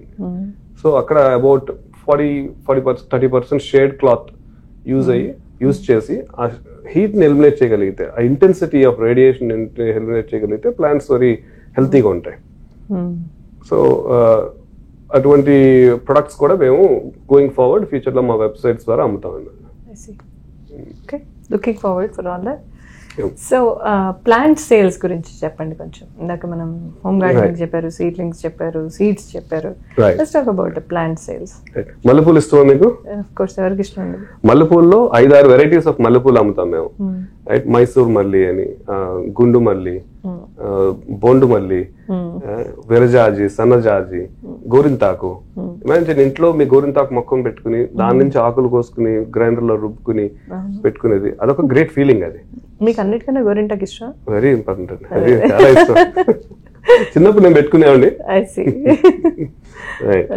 సో ఇటువంటి మొక్కలన్నిటిని కూడా డిఫరెంట్ సైజెస్ లో అమ్ముతాం అనమాట.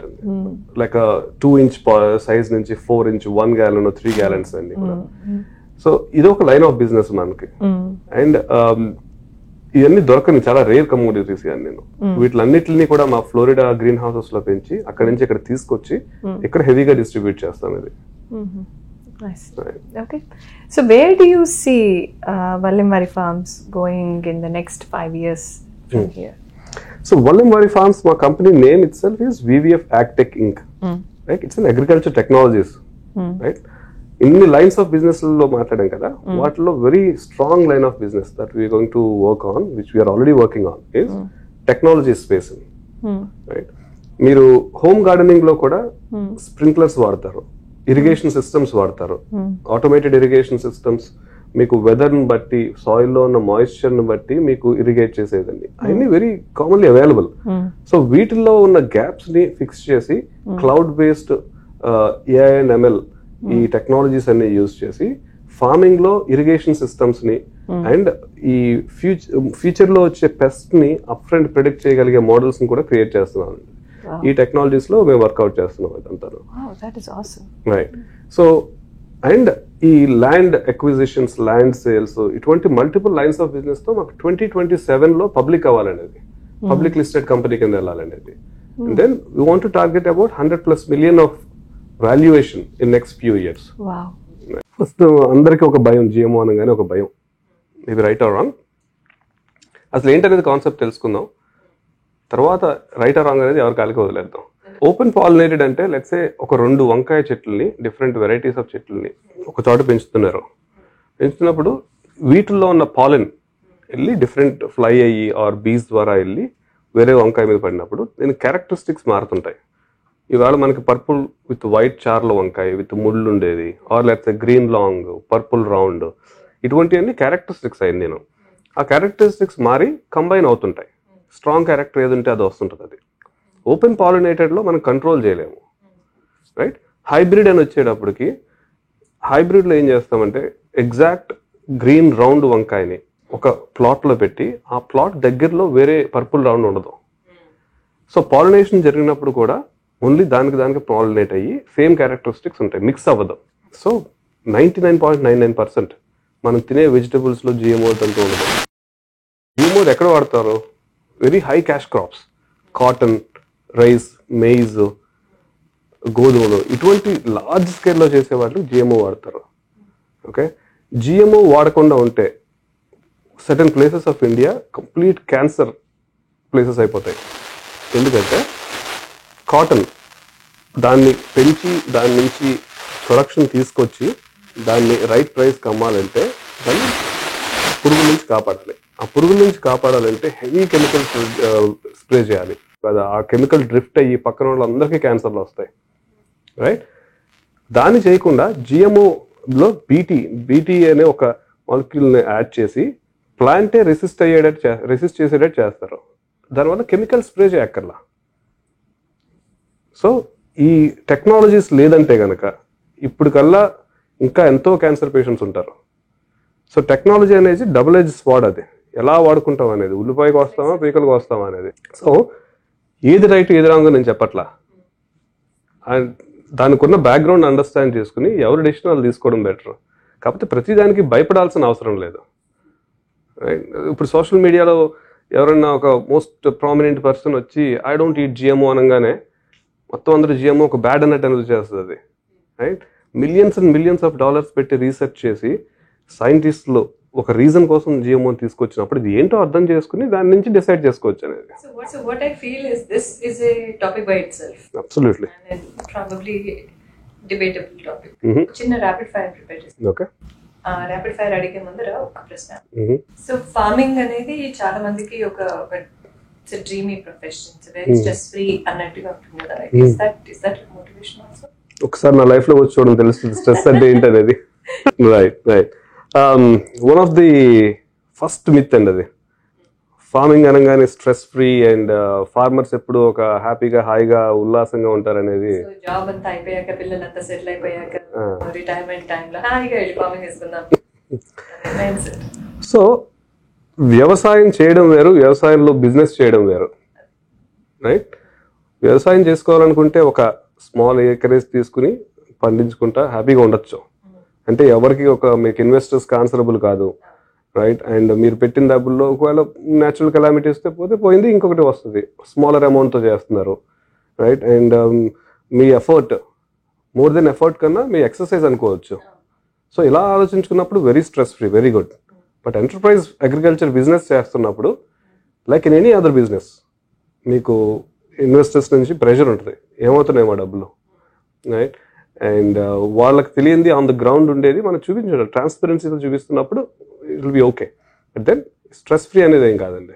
మీకు పెరుగుతున్న కొలది గోంగూర సమ్మర్ వస్తుంది, ప్రైస్ డ్రాప్ అవుతుంది, ఓకేమో కాస్ట్ ప్రొడక్షన్ డ్రాప్ అవ్వట్లేదు, రైట్? సమ్మర్లో లాస్ తీసుకోవాలి, వింటర్ వస్తున్న టైంలో మధ్యలో గాలివానలు వస్తున్నప్పుడు గ్రీన్ హౌస్ లెగిసిపోయిందంటే అప్పుడేమవుతుంది, అప్పుడు కాస్ట్ ఎంత పడుతుంది? ఎవ్రీ డే 24 hours మైండ్లో ఉంటుందండి. సో నిద్ర తక్కువ ఇక్కడ. అందులోనేమో నేను పొద్దున్నే ఆమె 5 o'clock మ్యాన్ అనేది కన్నా అది కావాలని కాదు, తర్వాత పడుకోలేము ఇంకంతే. సో స్ట్రెస్ అనేది అబ్సల్యూట్లీ హై. దాన్ని ఎలా హ్యాండిల్ చేస్తారు, ఎంతవరకు హ్యాండిల్ చేస్తారు, ఏ లెవెల్లో తీసుకుంటారు అనేది ఇండివిజువల్ చూసుకోవాల్సింది. అది So what's your way of stress free? Are you into spirituality or are you into anything else? So ఆ విషయంలో very bad. Management of my own stress is very bad. So నాకున్న ఈ యాక్టివిటీస్లో పెద్ద ఆలోచించడానికి ఎక్కువ టైం ఉండదు. సో ఎప్పుడు చూసినా రన్ అరౌండ్ ఉంటాం కాబట్టి maybe that itself is a little bit of a stress relief. I mean plant విషయంలో, ప్లాంట్ కేర్ విషయంలో you are so particular about everything. ఇందాక మీరు అన్నట్టుగా 5 o'clock నుంచి బిగిన్ అయితే మీరు మీ ఫార్మ్స్ లో ఉన్న మొక్కల గురించి ఆలోచిస్తూ ఉంటారు, వాటి హెల్త్ గురించి, నెక్స్ట్ అండ్ హౌ హార్వెస్టింగ్ ఎప్పుడు అది అవ్వగానే pre cooling is done or not. So do you also think about how you are managing your own self? Yeah, very bad in that. So preaching is very easy than practicing it. So I'm very poor practicer on that. So which I'm trying to improve upon. ఒక చిన్న rapid fire అండి. Rapid fire అంటే technical గా అయితే టక్ answer చేయాలి, but కొన్ని questions maybe you have to May want to talk a little bit which is fine.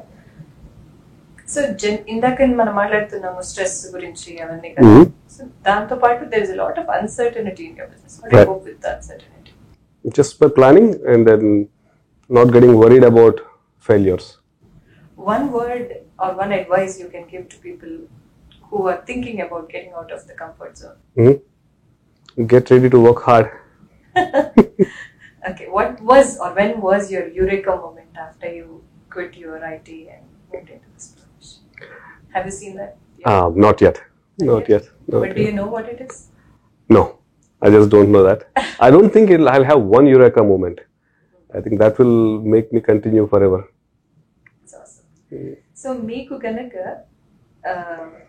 oka genie వచ్చి 3 business related wishes grant చేస్తానని అడిగితే what would you wish for that would help you and help a young entrepreneur that might be looking at you, looking up to you? So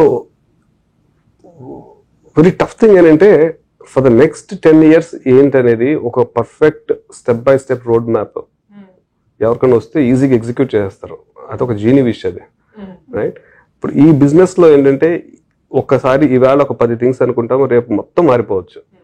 దానికి adapt చేసుకుని ముందుకెళ్ళగలిగే ఒక ability వస్తే అది చాలండి. అది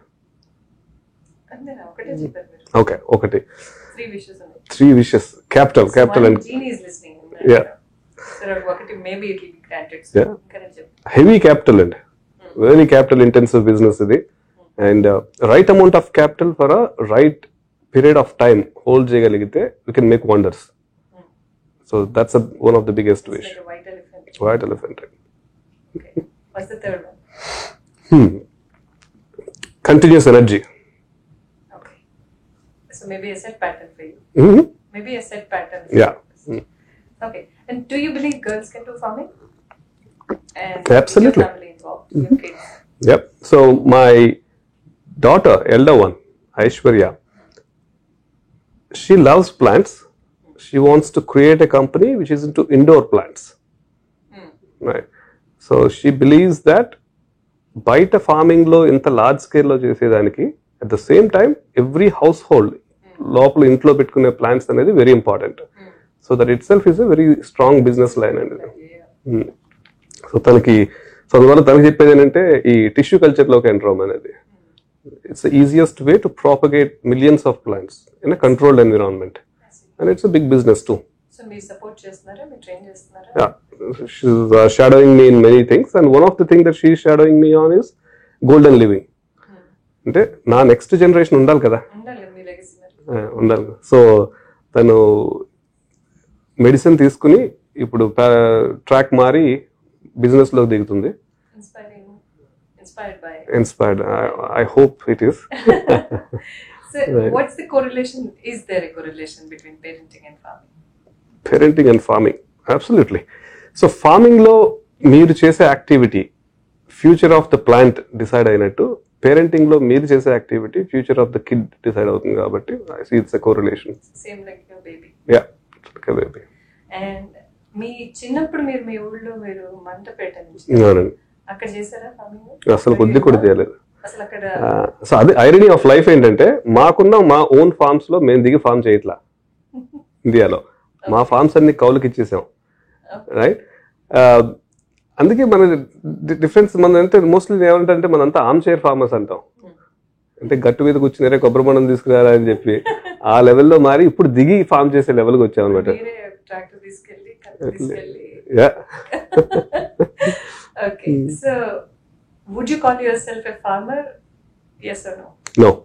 Okay, you call yourself an entrepreneur? Agripreneur, yes. Okay, and okay, farming day on for you especially as an entrepreneur, agripreneur, how does it look like midday? Day morning 5 o'clock start అవుతుందండి. 5 o'clock start అవ్వడం అంటే దిగిపోయి నాగలు పట్టుకుని వెళ్ళిపోను. But then thoughts of farming start అవుతుంది. ఆ రోజు ఏం చేయాలి, ఏమవుతుంది, and that's the most toughest time 5 to 6, right? Complete గా నిద్ర లేకుండా సబ్ కాన్షియస్ మైండ్ లో ఉండే ఆ స్ట్రెస్ టఫెస్ట్ అనమాట. బట్ అప్పటి నుంచి స్టార్ట్ అయిన తర్వాత ఒక యాక్టివిటీస్ జరుగుతున్నప్పుడు అంటే through out the day almost like till 11 o'clock green houses లో చూడడము నేను అండ్ డిఫరెంట్ ప్రాజెక్ట్స్. దాని తర్వాత అడ్మినిస్ట్రేటివ్ యాక్టివిటీస్, ఎవరికి అమ్మాలి, ఎలా అమ్మాలి, కొత్త ప్రోడక్ట్ ఏం చేయాలి, అండ్ కొత్త ప్లాంట్ ఏం చేయాలి, ఏంది. So almost like till later in the night 9 o'clock వరకు ఏదో జరుగుతుంటాయి. And mostly by 11 we try to shut off, but then that's a life. Okay. General గా చాలా మంది తెలుగు వాళ్ళు సినిమాలు చూసి చాలా విషయాలు ఇన్స్పైర్ అవుతారు. అలా మీరు సినిమాలు చూసి ఏమైనా ఇన్స్పైర్ అయ్యారా? If there is a hero, star or a movie that inspired you? నాకు నచ్చిన మూవీ ఏంటంటే మహర్షి మూవీలో ఒక హైప్ ఉన్నా సరే ఒక మెసేజ్ అయితే ఉంది. అండ్ అలా ఉంది కదా అని చెప్పి అందరూ ఉద్యోగాలు ఎదుర్కొని పొలాల్లో దిగిపోతే ఫ్యామిలీలు రన్ అవ్వడం కష్టం. సో కొంచెం బుర్ర పెట్టి ప్లాన్ చేసుకుని ఏది రైట్ అది చేయాలి. బట్ ప్యాషన్ వేరు, రియల్ బిజినెస్ వేరు. సో ఆ క్లారిటీ తెచ్చుకుని ప్యాషన్ అండ్ బిజినెస్ కాంబినేషన్ ఉంటే అప్పుడు దిగాలి. So as a farmer, people think that nature is your best friend, right? And greenery and all. మీరు ఇందాక నేను స్ట్రెస్ గురించి క్వశ్చన్ అడిగాను. So maybe there is a natural energy booster that you get staying around the greenery around you all the time. Do you feel that way? Definitely. So nature the best friend and best enemy also ఇక్కడ, right? ఒకసారి hurricane మొదలవుతున్న వెంటనే పొద్దునుండి సాయంత్రం దాకా ఎక్కడికి వెళ్తుంది track చేసుకోవడమే సరిపోతుంది. But at the same time best part ఏంటంటే మన తోటలోకి వెళ్ళినప్పుడు ఆ చెట్ల మధ్య ఉన్నప్పుడు అక్కడ ఉండే పీస్ఫుల్నెస్ కానీ అక్కడ ఉండే ఒక ఎన్విరాన్మెంట్ కానీ కంప్లీట్ డిఫరెంట్ థింగ్ అది. సో ఆ మినిట్ లో మీకు స్ట్రెస్ అంతా మర్చిపోతారు.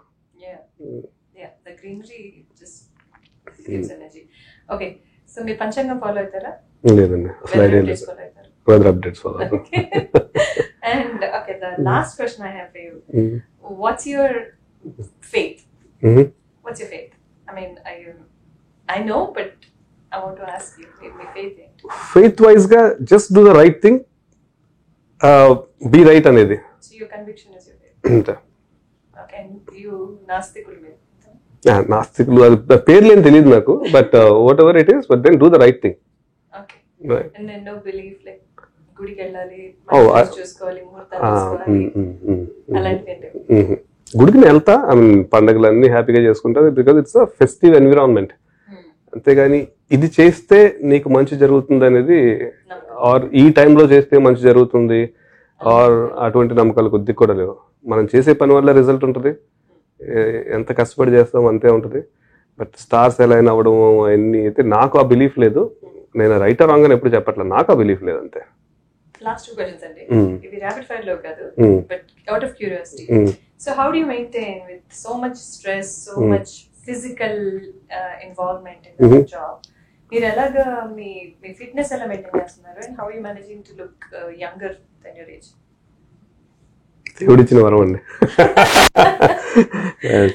సో అంత డిసిప్లిన్ అయితే ఏం లేదు, టైంకి తినడం కానీ అటువంటిది ఏం లేదు. తినాలనిపించినప్పుడు తింటాను అంతే. ఒక సెట్ టైం అంటూ లేదు. మా అమ్మగారు ఫస్ట్ క్వశ్చన్ అడుగుతారా టైం తింటున్నావు అనేది, లేదని చెప్పను కానీ but right. So fitness wise గా అయితే చాలా మంది అనుకుంటారు ఏంటంటే ఫార్మర్స్ చాలా యాక్టివ్గా ఉంటారు అనుకుంటారు, which is not true. Right, మీరు చేసే యాక్టివిటీని బట్టి మోస్ట్ ఆఫ్ ద టైం పొద్దు నుండి సాయంత్రం నాకు ట్రక్లో తిరుగుతుంటే అదేమి మీకు ఫిట్నెస్ రావట్లేదు, మీకు మజిల్స్ వర్కౌట్ అవ్వట్లేదు, కార్డియో జరగట్లేదు. రైట్, సో కంటిన్యూస్గా ఎక్సర్సైజ్ డెఫినెట్గా ఉండాలి, ప్యారలల్ ఎక్సర్సైజ్. అంటే ఇంత ఏదో కష్టపడిపోతున్నాం అన్న సెల్ఫ్ పిటీ ఫీలింగ్ అసలు ఉండకూడదు. ఇది ఫిట్నెస్ కూడా కాదు. బట్ జనరల్గా ఆల్వేస్ ఏదో వర్క్లో తిరుగుతుంటాం కాబట్టి స్టెప్స్ అయితే పడుతుంటాయి. But beyond this typical exercise కూడా ఉండాలి. So which I don't do, which I'm thinking and I hope I will do. How come you're so social media friendly? You're like such a social media person. You've created a legacy of at Insta lo, at Facebook lo, your followers. మీరు ఎక్కడికైనా వెళ్ళినా కానీ you are a celebrity by yourself. So ఎలా అనిపిస్తుంది మీకు అది, that whole feeling? This is good, very nice feeling. అందరూ వచ్చి మీ గోరింతకు మేము పెట్టుకున్నాము, మీ వంకాయల మీద తింటున్నాం అంటే అదొక వెరీ గుడ్ కిక్ అండి అది. సో ఈ సోషల్ మీడియా అనేది, ఫేస్బుక్ అనేది ఎప్పటి నుంచో ఉండేవాడిని. బట్ రీసెంట్గా ఒక 6 months ముందు నుంచి, ఒక 1 year నుంచి ఇన్స్టాగ్రామ్లోకి వచ్చాను అనమాట. దానికి ముందు మా అమ్మాయి చెప్తుండేది, ఇంకా ఫేస్బుక్ ఎక్కడ ఎవరు ఉండరు, ఇన్స్టాగ్రామ్ అంటే నాకు ఎక్కువ వచ్చేది కాదు, ఎలాగా దాన్ని పోస్ట్ చేయడం ఉంది. ఫేస్బుక్ యూజ్ అయిపోయిన తర్వాత ఇన్స్టాగ్రామ్ కొద్దిగా టఫ్ అయింది. బట్ ఒకసారి నేర్చుకున్న తర్వాత 2 days లో నేర్చుకున్నారు. 2 days అంటే ఇంకా కంటిన్యూస్ ప్రాసెస్ నేర్చుకుంటూనే ఉన్నాము. ఇలాగ మీ వాళ్ళందరూ కూడా నాకు చెప్తున్నారు ఎలా చేయాలి అనేది. సో చాలా మంది జోక్ చేస్తారు ఏంటంటే రెడ్ అండ్ వైట్ అదేనా మీ కలర్స్ అనేది. Yeah, the red backdrop, the red highlight and the white text, white font text. So the clear visibility చదవడానికి క్లియర్ గా. అంటే మోర్ దెన్ ఎనీథింగ్ ఏంటంటే నాకు అంత క్రియేటివ్ మైండ్ అప్లై చేయక్కర్లా, ఎలా చేయాలి ఏం చేయాలి అనేది. Right, you're just